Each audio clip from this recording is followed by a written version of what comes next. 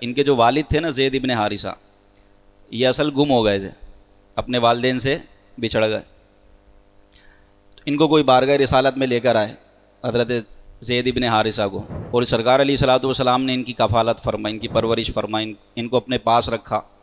ان کو اتنا پیار دیا، اتنا پیار دیا. کچھ عرصے کے بعد ان کے والد کا پتہ چل گیا، تو ان کے والد اور چچا دونوں آئے بارگاہ رسالت میں کہ یہ ہمارا بیٹا ہے زید، جو کہ آپ کے پاس آ گیا ہے اور یہ ہم سے بچھڑ گیا تھا. تو میں ان کا والد ہوں اور یہ میرے بھائی ہیں، یہ ان کے چچا ہیں.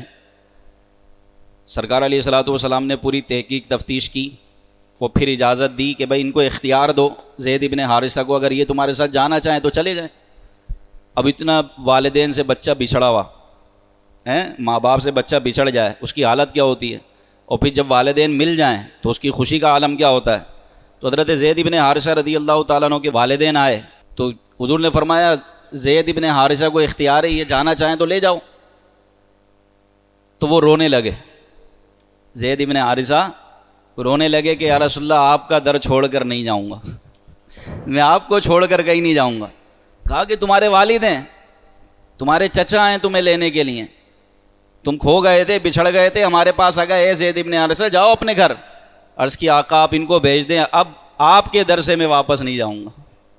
تو یہ سرکار سے اتنی محبت ملی، اتنی شفقت ملی، اللہ اکبر. اپنے سگے ماں باپ کے ساتھ جانا گوارا نہیں کیا حضرت زید ابن حارثہ نے. انہی کے بیٹے حضرت اسامہ بن زید.